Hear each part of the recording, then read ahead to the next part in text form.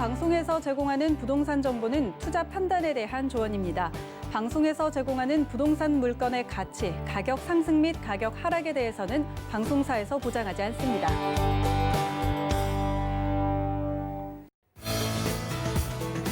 네, 안녕하세요. 재테크 매거진 부동산이 답이다. 진행의 강주림입니다.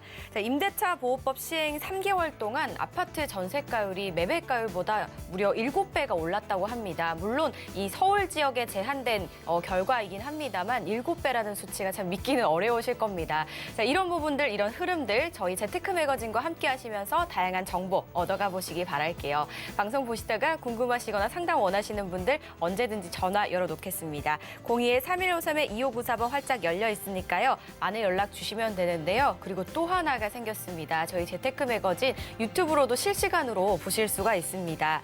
유튜브에 서울경제TV 실시간을 검색 후에 아래 실시간 스트리밍 방송을 클릭해 주시면 바로 보실 수도 있고 또 채팅을 남겨주시면 저희가 바로바로 상담 드릴 테니까요. 많은 참여 부탁드리겠습니다. 자, 이슈되고 있는 이야기들 바로 만나보시죠.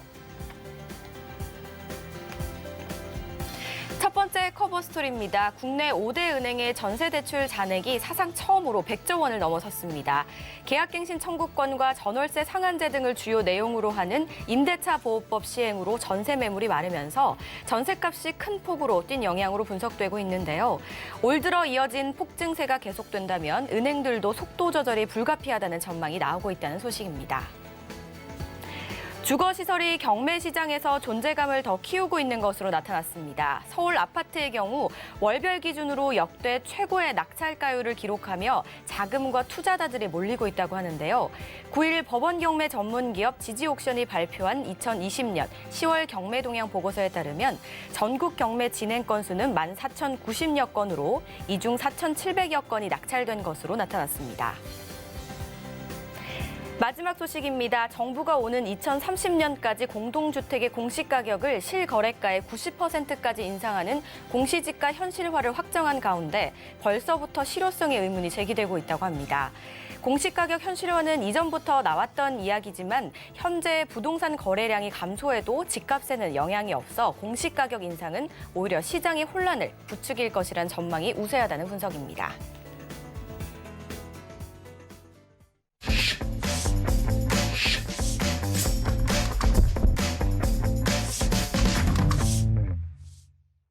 네, 이어서 저희와 함께 하실 분 바로 만나보도록 하겠습니다. 조민기 이사 나오셨습니다. 안녕하세요, 이사님. 네, 안녕하세요.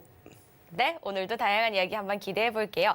강의 내용 한번 들어보겠습니다. 자, 정부가 부동산 시장의 상승을 억제하기 위해서 공시가격 현실화율을 내놨습니다. 이 부분에 대해서 요즘 참 많은 말들이 오고 가는 것 같은데 과연 주택가격 안정 효과를 나타낼지 의문이긴 합니다. 이와 관련된 내용 한번 들어볼까요? 네, 자, 이 공시가 현실화 정책. 자, 이게 11월 3일 날 발표를 했습니다. 자, 그런데 이게 과연 가격 안정화하고 연관이 있을까? 그러면서 동시에 이 세금 폭탄, 과연 현실이 될까? 자, 이 부분에 대해서 제가 한번 좀 설명을 드려볼까 합니다. 자, 일단 우리가 공시지가에 대한 얘기, 부동산이라고 하는 이 가격 얘기를 좀 하게 되면 자, 1차적으로 정부에서 이 토지와 건물, 특히 정부의 개발 행위를 통해서 보상할 때 아무래도 보상가액을 정하는 기준이 필요하다 보니까 그래서 기준지가라고 하는 부분을 바로 이 공시지가라는 항목을 만들게 됐는데요. 자, 이 부분이 현재 이 1989년도에 이 공시지가 공시법이라고 하는 거를 제정을 하면서 자, 금년도 4월 달에 또 추가로 개정을 하나 더 했습니다. 자, 그런데 공시지가라고 하는 부분이 여러 가지의 기준을 잡아주는데 그중에 일단 보유세, 재산세와 종합부동산세의 기준이 되면서 동시에 이 기초연금, 건강보험, 국민연금의 산정 기준이 되다 보니까 이 단순하게 부동산 세금을 끌어올리는 한 가지 효과가 아니라요. 기초적으로 우리가 지금 대한민국에 사시는 국민 모든 분들이 건강보험료라든가 국민연금료를 내시기 때문에 바로 이런 부분들까지도 같이 끌어올리는 그런 효과들이 좀 나오고요. 현재 실거래가 기준, 실제 거래되는 가격 기준으로는 부동산 거래세라고 해서 취득세, 양도세, 증여 상속세 같은 경우에는 공시지가가 아닌 실거래가로 계산이 되기 때문에 그래서 요번에도 이 종부세, 특히 보유세가 더 증세가 된다라는 측면으로 바라보셔야 된다는 얘기를 드리는 거고요.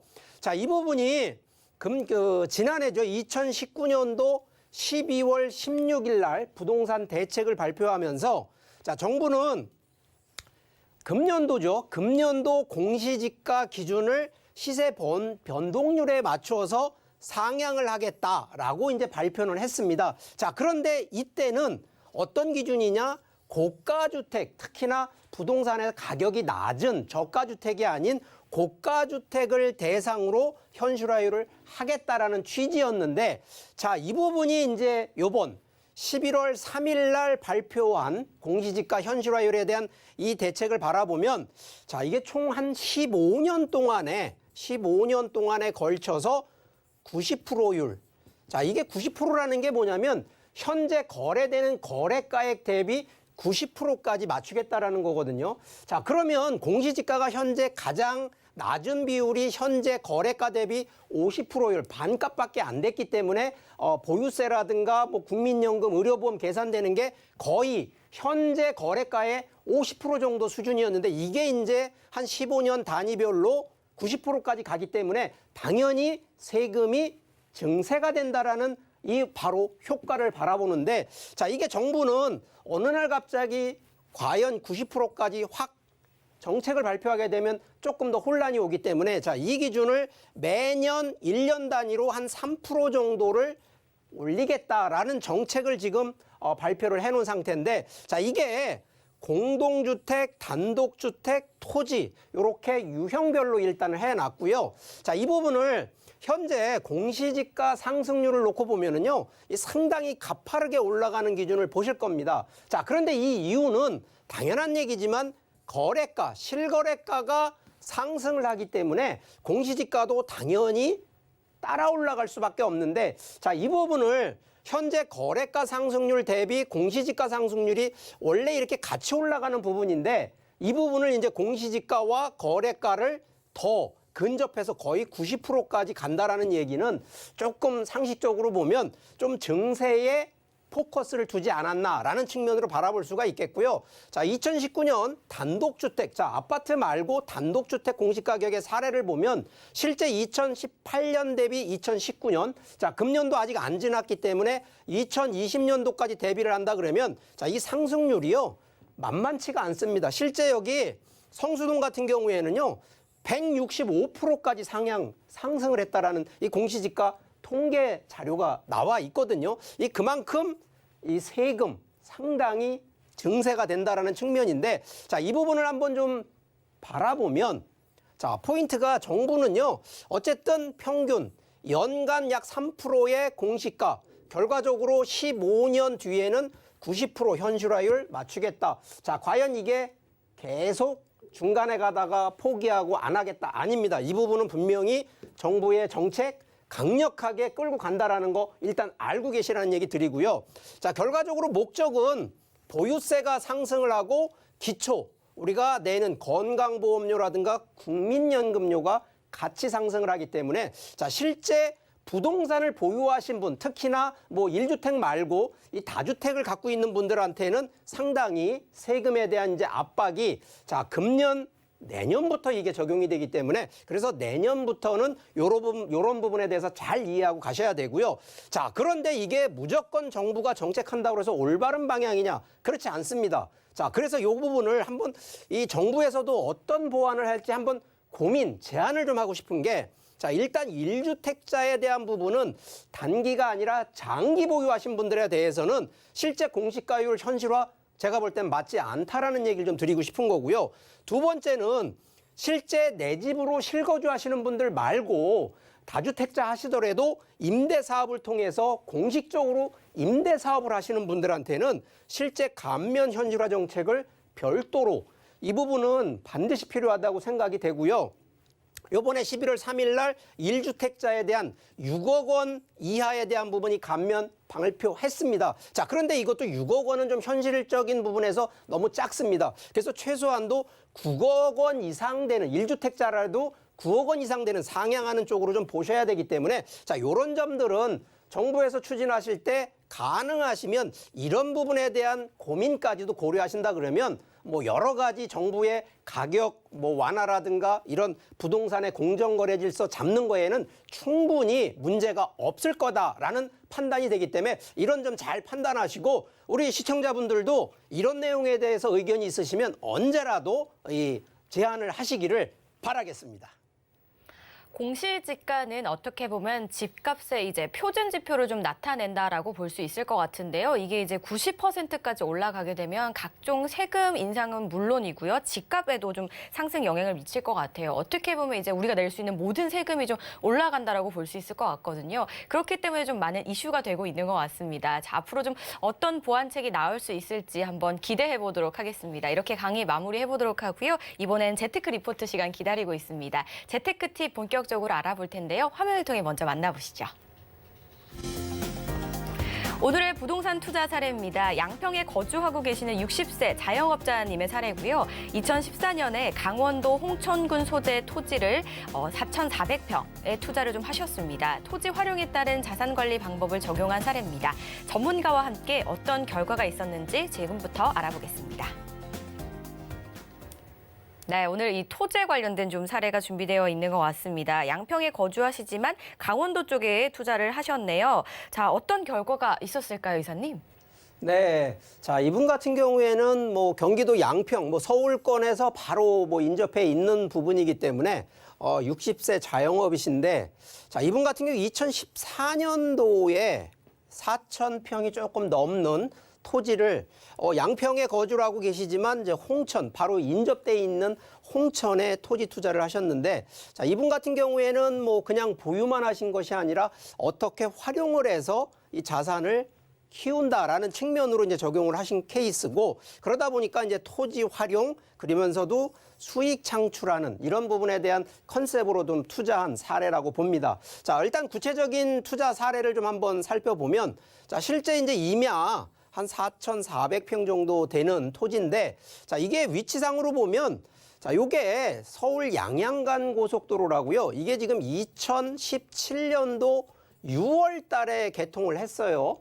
자, 원래 여기 춘천까지 들어오는 서울 춘천간 고속도로가 2009년도에 개통을 했기 때문에 이거 누가 봐도 양양, 특히 강원도를 관통하고 있는 고속도로가 만들어질 거라는 걸 예상을 하시고 바로 여기 해당되는 인터체인지 인접돼 있는 토지를 공략을 하신 것 같아요. 자, 그런데 매수가가 자, 4,400만 원. 자, 이 얘기는요. 거의 3.3 한 평당 이 만 원에 사신 케이스예요. 이게 물론 토지에 그때 당시에는 큰 부가가치라든가 이런 부분을 놓고 본 것이 아니라 뭐 하나 싸니까 저렴하니까 사셨다라는 측면. 자, 그런데 이분이 그냥 놔둔 것이 아니라 어떻게 변화를 했냐. 일단 토지 분할을 자, 4,400평이라고 하는 걸 한 토지를요. 3개로 분할을 해가지고 뭐 1,000평대, 1,400평대, 2,000평대로 분할을 하셔서 자, 이거를 원래 이 해당 토지가 지목상 임야입니다. 산이거든요. 자, 그런데 이런 부분을 창고부지와 전, 우리가 이제 농경지, 우리가 전, 밭이라고 하는 부분으로 이렇게 바꿔서 자, 자산 가치를 상승시켜 놓은 케이스입니다. 자, 이 부분들을 조금만 더 상세하게 좀 설명을 좀 더 드려보면 자, 실제 부동산 항목이 토지, 주택, 상업용 중에 가장 활용성이 높고 변화 가능성이 높은 건 바로 토지거든요. 자, 그러다 보니까 토지의 투자 방향은 이 변경 행위 그리고 토지를 어떻게 활용할 거냐 그리고 활용 뒤에는 용도를 어떻게 변경할 거냐라는 이 3가지 포커스에 가는데 자, 1차적으로요. 토지는 우리가 보통 원석이라고 얘기를 합니다. 아무것도 건드리지 않는 토지를 갖고 있는 걸 원석이라고 하는데 그 원석인 토지에 지목 변경이라든가 용도 지역 변경, 형질 변경, 또 건축물을 이제 짓고 나면 이런 용도 변경들, 허가, 설계 변경 이런 항목들로 개발 행위를 할 수가 있다라는 거거든요. 그러면서 동시에 변화를 주기 때문에 가격, 특히나 시세 차익이라고 하는 이러한 이 차익을 노릴 수가 있는데, 자, 이 부분에 대해서 우리가 보통 투자 전략이라고 보통 얘기를 합니다. 자, 그런데 이 부분이요. 자, 토지를 여러분들 같으면 나는 서울에 사니까 서울 도심권을 사야지. 그런데 없습니다. 자, 이런 부분들은요. 대부분 이제 수도권의 규제가 완화되는 지역을 미리 보셔서 농지라든가 산지를 좀 놓고 봐야 되는데, 저는 개인적으로 지금 농지 같은 경우는 조금 어렵다고 봅니다. 이유는요. 정부에서 농지 같은 경우에는 예를 들어서 300평 이상 되면요. 이거 농취증이라 그래서 이게 취득 허가를 받아야 되는 이런 또 이 규제를 해놨어요. 자, 그런데 산지는 말 그대로 산이거든요. 자, 임야의 토지들은 정부가 특별히 규제가 되지 있는 그런 내용들이 아닌 이상은 특별히 규제될 내용이 없기 때문에 이런 부분들을 일단 보시라는 얘기를 하고요. 두 번째는 교통 개선이 되는 무조건 고속도로든 철도가 됐든 이런 게 이미 만들어진 데를 들어가시는 게 아니라 예정돼 있는 이런 쪽 컨셉으로 들어가셔야 된다는 얘기를 드리고, 가뜩이나 요즘 정부가 이 지자체라든가 이런 지역 분산화를 하고 있습니다. 그렇기 때문에 국책산업이라든가 뭐 도시 첨단 산업단지 같은 이러한 도시계획을 하고 있는 주변으로 한번 보시라는 얘기도 드리는 거고, 자, 요즘 그린벨트 많이 풀어지고 있습니다. 뭐 최근에 한 5년 전만 해도요, 여기 바로 옆에 이 서울권 옆에 있는 하남시 같은 경우에도 이게 그린벨트 안 풀려 있었거든요. 그리고 광명시 같은 경우에도 안 풀려 있는데 지금 한번 가서 보세요. 이 첨단, 우리가 보통 이제 큰 신도시급들이 지금 만들어지다 보니까 이게 가격대가 무려 경우에 따라서 이 100배까지 올라가는 이런 케이스가 있습니다. 자, 이게 과연 선견지명을 갖고 투자하는 케이스다? 아닙니다. 이거는 누구나 예측하고 예상할 수 있는 부분이기 때문에, 그러다 보니까 전국의 공시지가뿐만 아니라 토지 가격, 지가 상승 당연히 예상이 되는 거기 때문에 여러분들이 이런 내용을 좀 살펴보시고 투자를 하시라는 얘기 꼭 드리는 거고요. 자, 이 토지 같은 경우 주택이라든가 상업용 같은 경우에는 투자 포인트들이 조금 달라질 수가 있는데, 자, 토지 같은 경우에는 자, 일단 투자하는 그 시점과 투자 이후에 하는 전략이 조금 다르게 접근하시라는 얘기를 드립니다. 자, 일단 투자하는 지역 선정 같은 경우에는 뭐 당연히 투자하기 그 당시에는요. 자, 아직은 확정된 게 없지만 바로 이런 호재를 우선으로 가야 되는데, 허허벌판이거든요. 토지 같은 경우는 아니면 큰 산이 있는 이런 부분들인데, 자, 이런 데에 교통개발이 어떤 호재가 있는지 이 부분을 먼저 꼭 확인하시라는 얘기를 드리고요. 투자 이후에는요. 바로 이러한 개발 호재들, 특히 교통이 들어오게 되면 바로 인구가 따라오게 되어 있습니다. 바로 그래서 인구가 얼만큼 들어올 건지를 예측한 그 상황에서 투자 이후에 방향을 보시면 되는 거고요. 자, 두 번째는 자, 토지 그냥 뭐 돈이 있어서 돈이 남아서 사는 게 아닙니다. 뭐 반드시 목적을 갖고 가야 되는데, 자, 가능하시면 투자할 당시에는 누가 뭐래도요.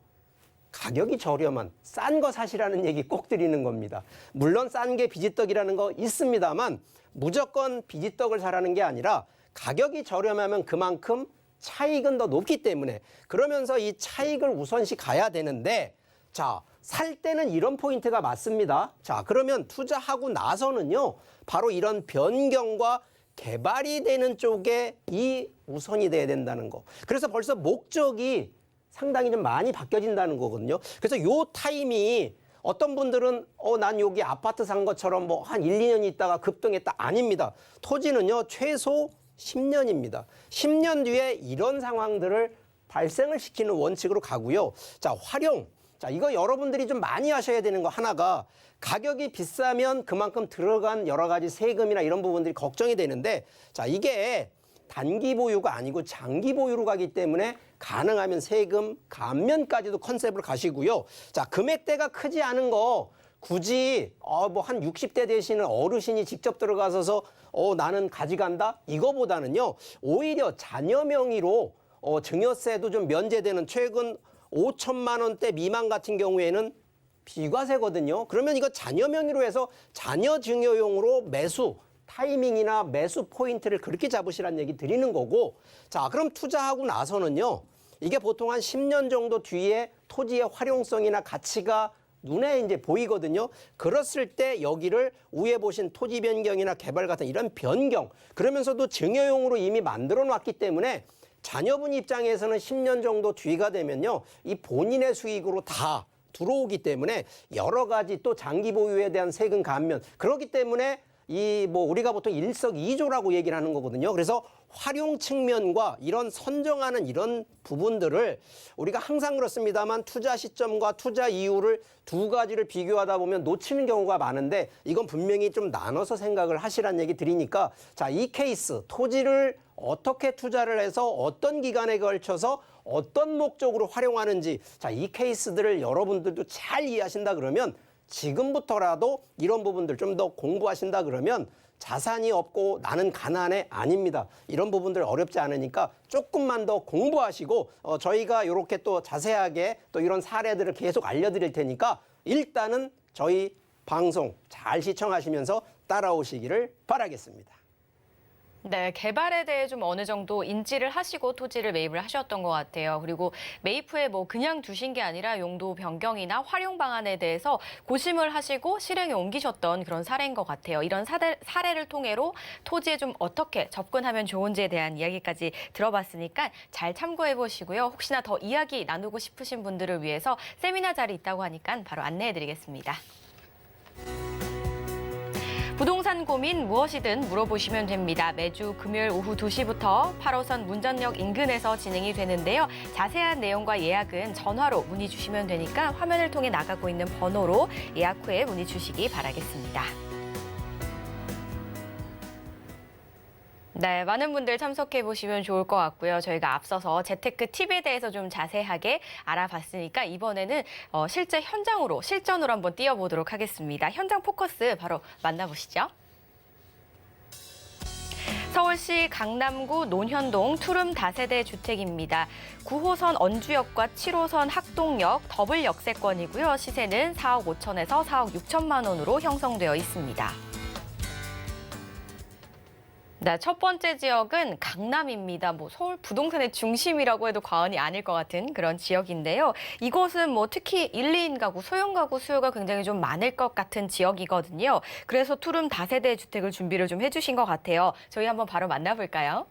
네, 자, 첫 번째 현장 포커스. 자, 강남구 안에서 논현동에 이제 위치를 좀 하고 있는데, 자, 지하철역 9호선, 이 언주역과 7호선, 학동역, 바로 이 도보권 5분 정도에 있는 역세권인데, 일단 지도를 좀 보면서 설명을 좀 드려보면 바로 지금 이 언주역과 학동역 이 사이에 좀 있는데, 자, 이게 역세권이라고 하는 부분은 특히 강남 같은 경우는요, 이 보시는 것처럼 딱 바둑판처럼 다 이렇게 만들어져 있습니다. 이미 도시계획이 완성이 돼 있는 부분인데, 자, 강남에는데도 왜 그렇게 가격이 올라가고 지금도 상승, 떨어지는 것이 아니라 더 상승하는 이유, 바로 그거는 인구가 더 들어오고 뭔가 호재가 있기 때문이거든요. 바로 그 호재 중에 하나가 바로 여기 삼성역 중심으로 국제교류 업무지구가 바로 인접해 있다는 얘기고요. 자, 여기 지하철 기준으로 보더라도, 자, 이게 9호선 라인이고 이게 7호선 라인이거든요. 자, 이게 황금 노선이 지금 강남을 관통을 하기 때문에 그만큼 인구 밀집도가 높은 바로 그런 동네다라는 걸 첫 번째라고 얘기를 드리겠고요. 자, 두 번째가 강남하면 왜 그렇게 사람들이 계속 그래도 올라갈까, 들어갈까, 이거를 보셔야 되는데, 자, 실제 강남역을 중심으로 해서 이 상권들이 만들어지고 있는 게, 자, 과거 기준에 보면 2호선 라인이 이 상권의 틀이었거든요. 자, 그런데 이게 지금 어떻게 바뀌냐면 7호선이 먼저 개통이 되다 보니까 7호선 라인으로 해서 신논현역을 중심으로 해서 상권이 만들어지고요. 지금은 이제 9호선 라인으로 바꿔가고 있다는 얘기거든요. 이게 결국은 상권화되고 있는 변화를 여러분들이 보셔야 됩니다. 이 과거에는 천년 상권 했지만 지금은 천년 상권 없습니다. 상권은요, 사람이 움직이면 상권이 바뀌게 돼 있다는 거거든요. 바로 이러한 시대적인 흐름을 놓고 본다 그러면 7호선이 나쁜 게 아니라 7호선과 9호선을 사이를 오가면서 강남 상권이 확장되고 있는 이런 케이스들을 여러분이 보셔야 된다는 얘기를 드리는 거고, 자, 여기 언주역이요. 지금 여기가 차병원이라는 병원 큰 단지들이 있는데 바로 여기가 이 메디컬 상권이 더 추가로 확장되는 입지이기 때문에 그만큼 강남 안에서도 인구가 빠지지 않는 바로 그런 입지라는 점인데, 자, 그런 입지에 대한 호재들 한번 또 더 추가로 살펴보면, 자, 강남이 그렇게 비싸다고 하는데도 추가적으로 더 호재들이 있는 이유는요.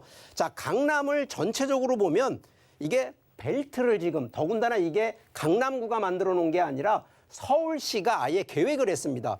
자, 밑에 신사 논현동 쪽으로는 상업, 의류, 관광 산업 벨트, 뭐 압구정동이라든가 이런 쪽은 한류, 관광, 문화 산업 벨트. 자, 이쪽 지금 삼성역 중심으로 갔을 때에는 마이스 산업 벨트. 바로 이렇게 6개 산업 벨트들로 구성이 되어 있으면서 그중에 바로 이 삼성역 쪽에 가장 큰 서울만의 국한이 아니라 전국 기준으로, 대한민국 전국 기준으로 가장 뜨거운 산업벨트 하나, 바로 이 마이스 산업벨트가 지금 바로 여기 공사를 하고 있다는 거고요. 자, 여기에 바로 삼성역의 안에, 자, 이게 같은 한 역이 역 하나가 아니고요. 바로 KTX, GTX 노선만 해도 6개 노선이 만들어지는데 이거를 전부 다 지하화하는 바로 이런 대형 프로젝트들이 추진되고 있으니 결국은 인구면 인구, 개발이면 개발. 자, 이게 1, 2년에 끝날 거 아닙니다. 최소 10년 이내에 다 들어가는 부분이기 때문에 이런 부분으로 한번 투자에 대한 컨셉 바라보시길 바라겠습니다. 황금 노선이라고 불리는 9호선과 그리고 7호선 두 노선이 지나는데요. 이 두 노선은 강남의 중심이라고 해도 과언이 아닐 것 같아요. 강남 모든 지역을 좀 편하게 이동을 하실 수 있고 여기에 호재까지 계속해서 이어지고 있다는 부분 잘 참고해 보시고요. 저희 지역의 시세는 어떻게 형성되어 있는지도 한번 바로 만나보겠습니다. 네, 자, 이 현장 포커스는 방 2개, 투룸짜리입니다. 자, 시세가 4억 5천에서 4억 6천만 원인데, 자, 케이스가 뭐 직접 실거주 하셔도 됩니다만 실거주 안 하시고 투자 컨셉이라고 놓고 봤을 때 두 가지 측면, 하나는 전세로 들어갈 경우, 하나는 월세로 들어갈 경우를 살펴보게 되면, 자, 전세 같은 경우는 약 한 3억 4,500만 원 정도가 시세가 되어 있기 때문에, 자, 실제 들어가시는 자금 한 1억 초반대 가지고도 가능하시다는 얘기를 드리겠고요. 자, 이걸 월세 같은 경우에는 지금 현재 보증금 3천에 월 120만 원. 자, 여기는 강남이기 때문에 100만 원대가 넘게 월세를 받으실 수가 있고요. 자, 이거 대출이 아시겠지만 이게 뭐 규제 지역이다 보니까 자, 40% 이상이 어렵습니다. 개인적으로. 그렇기 때문에 약 한 1억 8천대 정도 대출이 가능하기 때문에 여기는 좀 현금 기준, 실투자금 기준으로 2억 한 4천만 원대가 가능하기 때문에 충분히 미래의 가치를 놓고요. 가능하시다 그러면 나중에 여기 실거주 쪽으로 놓고 보신다 그래도 충분히 오래 중장기적으로 보유할 수 있는 그런 현장 포커스라는 점 강조드리겠습니다. 강남구 논현동의 투자 전략까지 모두 만나보셨는데요. 더 궁금하신 이야기는 02-3153-2594번으로 많은 연락 주시기 바라겠습니다. 저희 다음 지역도 바로 만나보시죠. 서울시 영등포구 영등포동 6가에 위치한 다세대 주택입니다. 5호선 영등포 시장역 도보 5분 역세권이고요. 시세는 3억 2천에서 3억 4,200만 원으로 형성되어 있습니다. 네, 자, 이번엔 또 다른 핵심 지역인 것 같습니다. 여의도 도보권으로 좀 유명한 지역일 것 같거든요. 영등포 시장 쪽 한번 살펴보도록 할게요. 자, 이곳은 어떤지 한번 이야기 바로 들어볼까요? 네, 자, 두 번째 현장 포커스는 바로 영등포입니다. 영등포의 영등포동 6가에 위치를 하고 있는데, 자, 여기요, 서울에서도 3도심이 강남, 영등포, 용산인데 바로 두 번째인 바로 영등포에 있습니다. 자, 여기도요, 5호선 영등포 시장역에 도보권 5분 역세권에 위치를 하고 있는데, 자, 이 부분도 한번 지도를 좀 보면서 설명을 드려보면, 자, 영등포 시장역에서 바로 역세권이기 때문에 바로 이 밑에 쪽으로 보면 영등포역이 있고요. 영등포역 앞쪽으로는 대형 상권, 타임스퀘어, 백화점부터 해서 이곳에 바로 이 중간 정도의 위치를 좀 하고 있는데, 자, 이 주변 자체가 일단은 바로 이 여의도 때문에 영등포가 올라가는 거거든요. 바로 요즘에 이제 마곡지구가 거의 완성 단계에 있다 보니까 마곡지구와 여의도 측면을 놓고 본다 그러면 여러분들이 상식적으로 생각하시는 것이 여의도는 당연히 업무단지, 마곡지구도 업무, 기업체, 대기업이 많이 들어가는 동네거든요. 자, 그러면 당연히 사람들은 거주하는 조건으로 어디에 들어오냐면 바로 이런 영등포 쪽 안에서도 거주 지역 쪽으로 들어올 수밖에 없다는 거거든요. 자, 이유는 물이 높은 데에서 낮은 데로 흐르듯이 바로 이런 데가 임대료가 비싼 게 아니라 임대료가 더 훨씬 여의도나 마곡지구보다도요, 영등포가 오히려 임대료가 더 저렴하기 때문에 당연한 얘기지만 임대 수요가 전부 영등포 쪽으로 몰려올 수밖에 없다는 것이 자, 첫 번째 포커스고요. 자, 이 안에서도요, 지금 현재 영등포는요, 거의 70%, 전체 지역 면적의 70%가 준공업 지역입니다. 그러면 이 얘기는요, 기업체가 많아서라는 것도 있지만 기업체가 아니라 아직은 저평가, 그리고 저개발된 지역인데 바로 인접해서 여의도, 금융상권, 이 부분이 여기에와 연결이 되는 부분들이 되기 때문에 결국은 미래가치 측면으로 놓고 보면 가격 상승이 예측되는 바로 그런 입지가 바로 영등포라는 얘기를 드리겠는데, 자, 그 부분에 대해서 조금 더 자세하게 호재 얘기를 조금만 더 살펴보게 되면, 자, 영등포 하나로 끝나는 것이 아니라 여의도와 항상 플러스적인 요소로 같이 가게 되어 있습니다. 그래서 영등포와 여의도를 이게 금융센터로 지금 서울시가 아예 지정을 하고 개발을 하고 있다는 거거든요. 그렇기 때문에 영등포 뉴타운 3도심, 영등포 3도심 안에 지금 지정이 되어 있고요. 영등포 상업시설, 도시환경, 정비사업 다 이런 부분들이 지금 진행이 되고 있는 곳이 바로 영등포라는 겁니다. 자, 여기 안에서도요, 지금 이미 1단계가 영등포 뉴타운이 이미 여기 아크로 1-4구역인데 이게 이미 다 입주가 돼서 완성이 끝났고요. 지금 1-2구역하고 1-12, 11구역, 14, 13구역이 지금 추진되고 있고, 동시에 바로 여기가 영등포역인데 영등포역 앞에 타임스퀘어 이 사이에 바로 여기 도심재 개발이 요게 바로 금년 11월 달에 이제 개발 계획 발표를 했습니다. 자, 그렇기 때문에 충분히 주변의 재개발로 인해서 아까 제가 저개발이라는 얘기를 했던 이유는 우리가 미래를 놓고 볼 때 우리가 최소 투자라는 건 5년 이상을 바라본다 그러면 5년 이후에 바뀌어지는 이 입지를 보시라는 얘기입니다. 그중에 첫 번째가 바로 이러한 재개발 사업들이 여러 군데에서 동시다발적으로 이루어지는 게 첫 번째고요. 자, 여기에 이제 교통 호재. 현재 GTX 이미 1호선 라인 영등포가 다 그게 돼 있고요. 5호선 지금 영등포역까지 다 들어가 있는데 여기에 지금 신안산선이 새롭게 지금 만들어지는 바로 이게 영등포 시장을 경유를 하기 때문에 자, 이런 호재들 요게 2024년에 신안산선이 이제 개통 예정이니까 요거 불과 한 2, 3년 정도 남아 있다라고 보시면 되니까 충분히 투자에 대한 미래 가치 있는 측면이 되겠고요. 자, 여기가 아까 제가 얘기했던 임대가 수요들이 몰릴 수밖에 없는 위치들 보면 당연히 마곡, 여의도, 그리고 마포, 그다음에 상암동. 자, 이런 부분에서 과연 이렇게 임대료가 높은 쪽에서 계속 임대가 되느냐. 요즘 전세 대란 이유가 전세 가격이 올라간 이유거든요. 그러면 가격이 저렴한 쪽으로 내려올 수밖에 없기 때문에 최소 5년 이상까지는 임대료가 저렴한 영등포로 특히 임대 수요가 몰릴 수밖에 없는 그런 입지라는 점을 좀 더 설명드리기 때문에 미래에 어떤 변화가 올지를 이런 부분으로 좀 유심히 살펴보시기를 바라겠습니다. 네, 기존에 이제 여의도권에서 마곡까지 직주 근접까지 좀 바라볼 수 있는 영등포였습니다. 투자 전략은 좀 어떻게 세워보면 좋을까요? 네. 자, 이 지금 두 번째 현장 같은 경우에도요, 투룸, 방 2개짜리입니다. 면적이 작은 게 아니고요. 그래서 실제 1인이 거주하는 것보다는 딱 지금 한 3인 가족 정도는 충분히 들어가서 살 수 있는 그런 정도의 구조인데, 자, 시세가 3억 3,200만 원에서 3억 4,200만 원대거든요. 자, 이 부분도 직접 거주 안 하셔도요. 자, 그러면 이 부분을 전세로 놓고 경우에도 약 시세가 2억 9,200만 원의 전세 시세로 되어 있습니다. 그렇기 때문에 실제 내가 들어가는 자금 약 한 4천에서 5천만 원대 정도면 전세로 해서 투자가 가능한 바로 그러한 현장이 되겠고요. 자, 이 부분을 아니 전세보다는 뭐 내가 자금이 조금 있다라고 하시는 분들은요. 자, 월세 같은 경우도 보증금 3천에 월 90만 원대 정도가 가능하시거든요.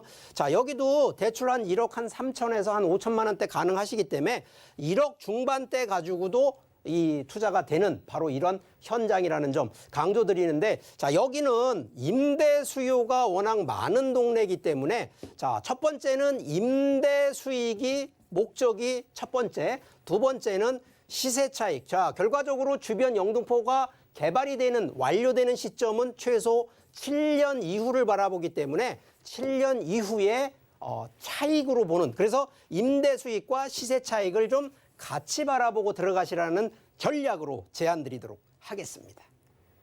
저희 방송에서 제공하는 정보는 투자 판단에 대한 조언일 뿐 해당 부동산의 가치와 수익률을 보장하지 않는다는 점 기억해 주시기 바라겠습니다. 다음 지역도 바로 만나보시죠.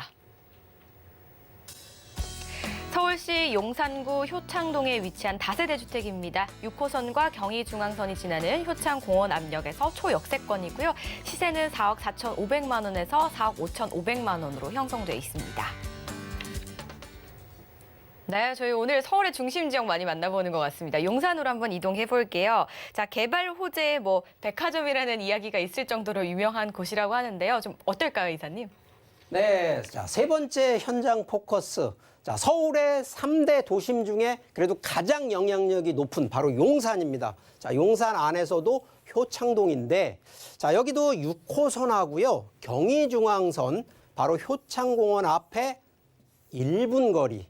자, 이게 초역세권이라고 하는데, 일단 지도를 좀 보면서 추가 설명을 좀 드려보면, 자, 여기 용산입니다. 자, 용산 지역만 놓고 보더라도 상당히 좀 넓은 곳인데 바로 여기 효창동인데, 바로 밑에가 용산역. 그러면 지금 현재 용산 정비창이라든가 이 국제업무지구 개발 호재 아직 남아 있고요. 바로 옆에 용산 민족공원, 그리고 그 옆에 한남 뉴타운. 자, 돈이 되는 개발 호재들은 다 이곳에 지금 모여 있는데, 자, 문제가 이게 지금 당장 바로바로 되는 게 아니고요. 자, 여기 용산 같은 경우에는 10년 이후를 바라보는, 좀 더 중장기적으로 바라보는 입지라는 점이 하나의 좀 뭐 현재 상황으로는 문제라는 얘기를 좀 드리는데, 자, 그런 부분에서 놓고 봤을 때 왜 그러면 용산이 그만큼 입지적으로 왜 가치가 있을까? 자, 그 이유는요. 바로 이 용산을 통해서 영등포 여의도하고 바로 강남, 이 부분을 다 용산을 통해서 관통이 된다라는 거거든요. 자, 그러면 자, 이게 한강뷰가 있어서 한강 조망권만 바라보는 컨셉이 아니고요. 바로 여기 용산 민족공원이라고 하는, 이게 뭐 전 세계를 가보신 분들 아실 겁니다. 어느 나라 어느 주요 도시 가보면요, 센트럴파크라 그래서 그 도시의 가장 중심이 되는 공원 하나, 바로 그곳이 가장 부가가치가 높은데, 우리 대한민국 특히 서울 안에서도 그런 공원이 있는 데가 어디겠습니까? 뒤에 남산이 따로 있습니다만 바로 이런 호재들. 자, 그래서 호재 얘기를 조금 더 꺼내보면, 자, 일단 바로 이 용산역. 자, 과거에 용산 국제업무지구가 제대로만 됐으면 지금 아마 더 들썩들썩할 텐데, 자, 이게 제대로 추진이 안 됐거든요. 자, 그런데 이게 수도비 된 것이 아니라 조금 더 부분적으로 나눠서 진행이 되는 부분인데, 바로 밑에 바로 이 정비창 개발부지. 그래서 이 정비창 1구역 재개발이 이미 이제 확정이 돼서 추진이 되고 있는 부분이 하나고요. 주변 자체에 이 민족공원이라든가 이 서울역을 중심으로 해서 개발이 되고 있는 것이 점차 확장이 되고 있는 게 첫 번째. 그러다 보니까 이러한 상업 업무시설 개발 계획이 좀 더 중장기적으로 보면 상당한 미래 가치가 있다라는 측면을 얘기 드리고, 자, 두 번째는, 자, 이미 이제 미군들이 철수를 좀 해나갔지만 아시겠지만 아직도 이 민족공원의 개발 아직 삽도 못 두고 있습니다. 여러 가지 지금 처리해야 될 일들이 아직은 좀 산재해 있습니다만, 자, 이게 안 하는 게 아니고요. 이거 진행이 됩니다. 그런데 이 민족공원이 단순하게 하나로 끝나는 것이 아니라 이게 바로 한강 플러스 남산, 자, 이렇게 한국, 특히나 서울에서 이렇게 조망권, 이런 입지, 자연 입지 갖춰진 데 없다라는 거거든요. 자, 이게 완성이 되면 2027년까지 한강변 녹지축 계획, 자, 자, 이게 단순한 발표로 끝난 게 아니라 실제 이렇게 움직이고 있다라는 거를 측면으로 좀 한번 설명을 더 드리는 거고, 자, 여기에 서울역 교통통합개발이 이렇게 또 추진이 된다는 거거든요. 자, 그러면 서울역이 중요한 게 아니라 서울역과 용산역은요, 이게 한 몸이라고 생각을 하셔야 됩니다. 그렇기 때문에 서울역이 이렇게 크게 되는데 이미 용산역에 들어가는 것이 바로 신분당선이 예정에 되어 있기 때문에 여기에 똑같습니다. KTX, GTX 용산역에 다 들어가기 때문에 결국은 교통 호재 기준으로는 아까 3대 도심 강남, 영등포, 바로 이 용산을 꼭 바라보시라는 이유 중에 하나가 바로 이렇게 대형 교통 호재가 들어가기 때문에 이런 측면으로도 살펴보시라는 점 강조하겠습니다. 네, 왜 이렇게 미래 가치가 기대되는지 잘 알 수 있는 대목이었습니다. 이번에는 시세까지 바로 만나볼게요. 네, 자, 이 세 번째 현장 바로 용산 효창동인데, 자, 여기도 투룸 방 2개짜리 구조입니다. 뭐 널찍한 면적이고, 자, 여기 시세가 4억 4,500만 원에서 4억 5,500만 원. 자, 아까 영등포보다 가격이 조금 비싸다라는 거, 시세가 좀 높다라는 거 이제 보이실 수 있겠죠. 자, 그런데 이것도 똑같습니다. 자, 전세, 내가 실거주 아니고 전세에 놓는 경우에도 약 한 3억 1천만 원대 시세가 되기 때문에, 자, 이거 1억 초반대에서 1억 중반대에 자금 있는 분들, 자, 전세로 보실 수가 있고요. 자, 이 부분 또 월세 같은 경우에 보증금 5천에 월 90만 원 정도 가능하시기 때문에, 자, 여기 용산 같은 경우도요, 대출을 40% 이상 어렵습니다. 그래서 40%까지 놓고 보더라도 약 한 2억 초반대에 자금 있는 분들이라 그러면 충분히 10년 이상을 좀 더 중장기적으로 놓고 본다 그러면 충분한 투자 가치 있는 점을 강조드리겠습니다. 효창동에 대한 더 자세한 이야기는 02-3153-2594번으로 지금 바로 전화 주시기 바라겠습니다. 저희는 다음 지역도 바로 만나보시죠. 경기도 광주시 곤지암에 위치한 타운하우스입니다. 경강선 곤지암역 인근에 위치했고요. 시세는 1억 8천에서 1억 9천만 원으로 형성되어 있습니다. 네, 서울의 중심 지역 모두 만나보셨으니까 이번에는 저희 공기 좋은 곳으로 한번 가볼게요. 경기도 광주시입니다. 바로 만나볼까요, 이사님? 네, 자, 오늘의 마지막 현장 포커스 바로 이 경기도 광주 곤지암입니다. 자, 이게 서울권에서 뭐 불과 거리가 얼마 안 되는 부분인데 제가 왜 이런 쪽 이 현장을 또 추천을 드리냐면 바로 이 타운하우스면서 이 힐링이 되는 지역을 좀 추천을 좀 드릴까 합니다.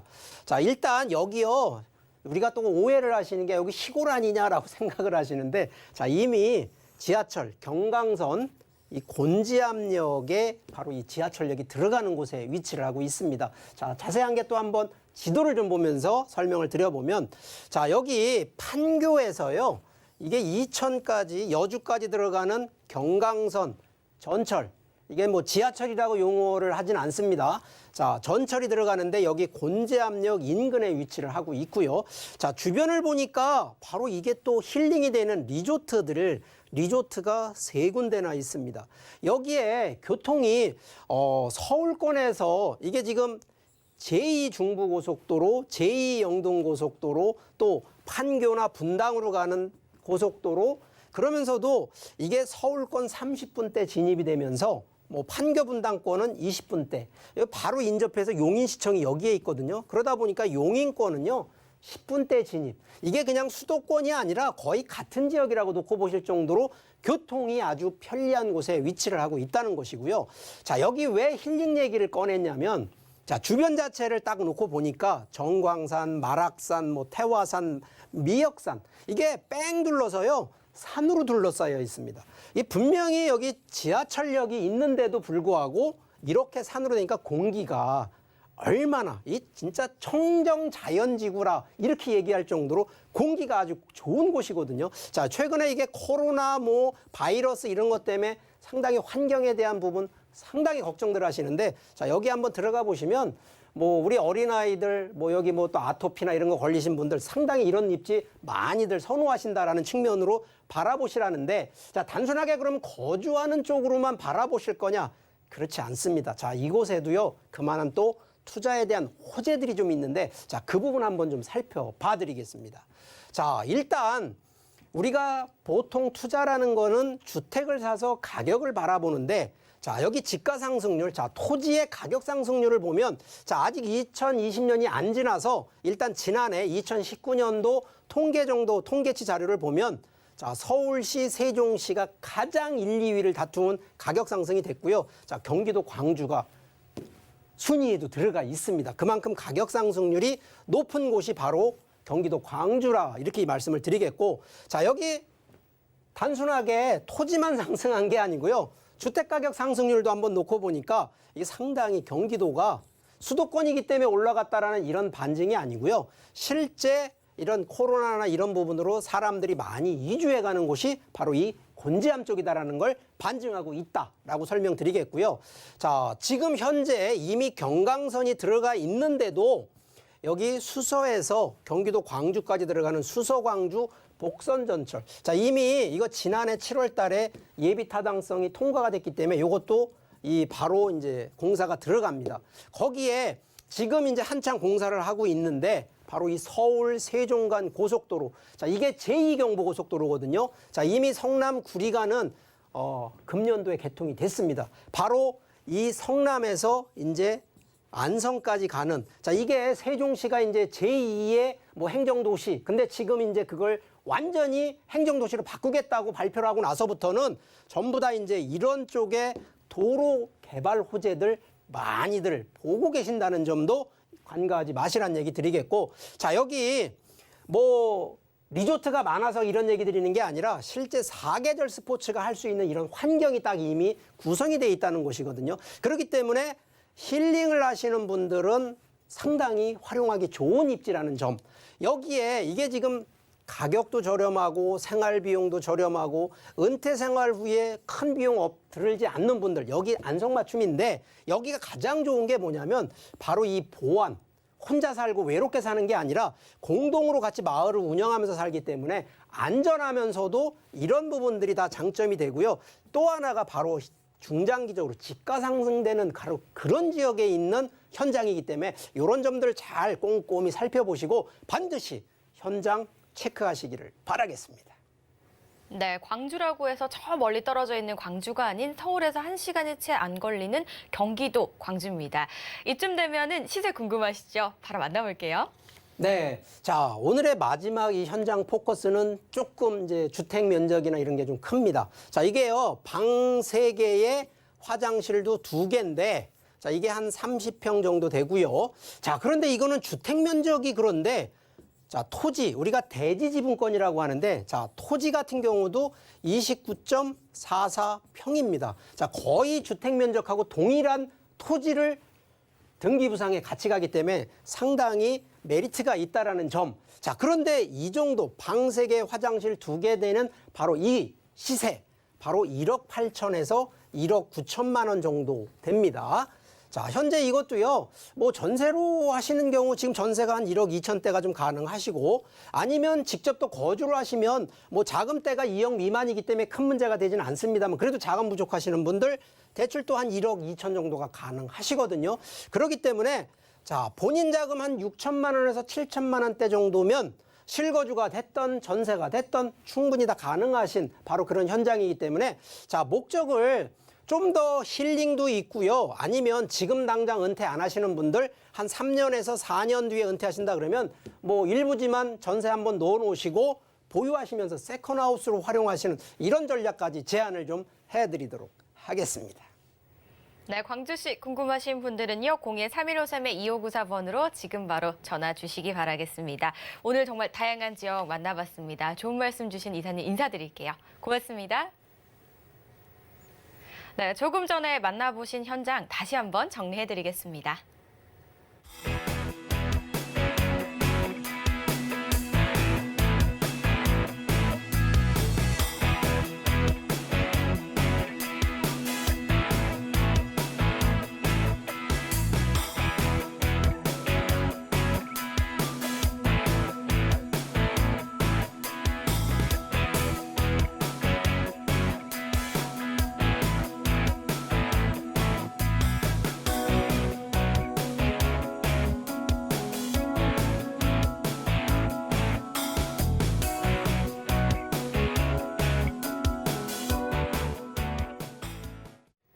저희 방송에서 제공하는 정보는 투자 판단에 대한 조언일 뿐 해당 부동산의 가치와 수익률을 보장하지 않는다는 점 기억해 주시기 바라겠습니다. 그리고 방송 끝난 이후에도 서울경제TV 홈페이지와 네이버 TV에서 언제든지 다시 보기 가능하시고요. 상담 전화도 활짝 열어놓을 테니까요. 많은 연락 주시기 바라겠습니다.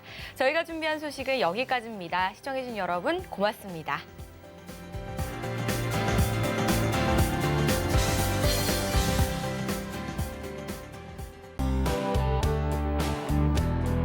본 방송에서 제공하는 부동산 정보는 투자 판단에 대한 조언입니다. 방송에서 제공하는 부동산 물건의 가치, 가격 상승 및 가격 하락에 대해서는 방송사에서 보장하지 않습니다.